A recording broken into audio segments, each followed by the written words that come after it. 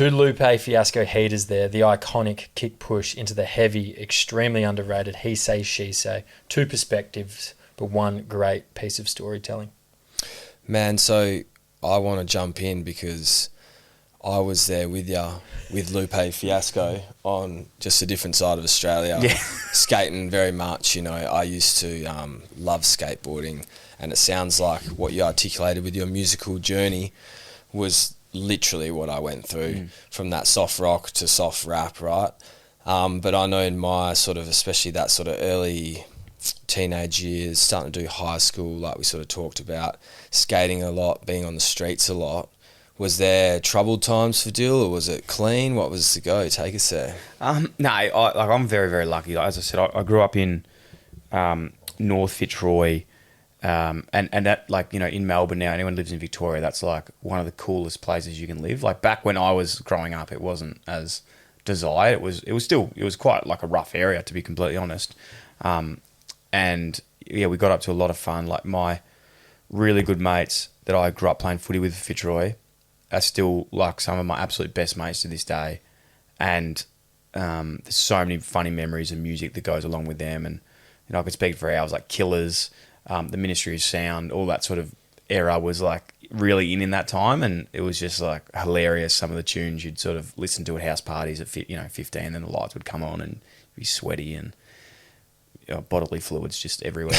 If the coronavirus was like around then, you'd be fucked. You were getting it. You were copping something, because I reckon I had tonsillitis a few times. Let's say that. Have you had your tonsils out? That's so funny. Oh, tonsillitis, man, Mr. Tonsillitis. Mate, I actually was tonsillitis too. Had to have them out as well. Yeah, you wouldn't have ever had tonsillitis, eh? Me? Yeah. No. He's got two massive, healthy tonsils. Yeah, man. My tonsils are back here and they are fucking strong. No, just because you probably wouldn't have got any more, chicks, man. Yeah, you're doing no kissing. No kissing, mate. Man, I got yesterday, I forget who we were chatting to. I got sideswiped so hard by Tom, and since then, it's just, everyone's just felt Just like, going again. And you had no idea, and you're like, yeah, easy target. Let's No, it's bad, isn't it? But you know what? Easy targets mean that you feel comfortable with that person. Yeah, so you're doing a good job. And that's such a great save. You're doing a good job. So bad boy Dill kissing let's get 'em. 17 times the amount of chicks that I did at the age of 15. It was a peak. It was a peak of my life. No, I think so. Yeah, as I said, Ministry of Sound was a big one, because that was like everyone was listening to that. But I'd say for me, and I don't even know honestly how I got into this music, because we might have to even check when this came out. But I got really into Gangstar. So, do you know Gangstar? Gangstar, Yeah. 2 R's. Yeah, So the biggest one being Work was a massive song. That was like my MySpace song. 98. So fucking hell, that's like, yeah, I don't know how I got into it. But we might be musical brothers, you and I. You like Gangstar? Oh, man. There you go. Work Full especially. clip, Work, Above the Clouds, like all of that stuff was massive. And then, got even into Jurassic 5 as well, which was a massive part of it. But yeah, just I suppose getting into like the skating, getting out of that, we used to love doing a bit of, my friends were getting into graffiti, and we used to love catching the trams and just I can't say it. doing like scratchies on the, I don't know if we should say this, but just the dumbest things ever. And, I think it's dumb, and I'm a dad now that's got a son, and the stuff that taught me though about like friendship and even things like, you're going out with your mates, not leaving blokes behind and stuff like that. It's to really stay with me to this day, because my best mate Brock, who is still to this day, I've had my whole really life with him, his dad coached us, and we're super close with these guys, myself, Andy, Hal, Gabe and Brock, and we go out every weekend and just dumb things like egging and all that sort of stuff that you Breaking do, the get onto rules trains, just building stupid things that guys do. And you look at it now and you go like, that was funny, but I actually think that it taught us to push boundaries and take risks and back each other up. And when you're going to do something, you got to commit to it.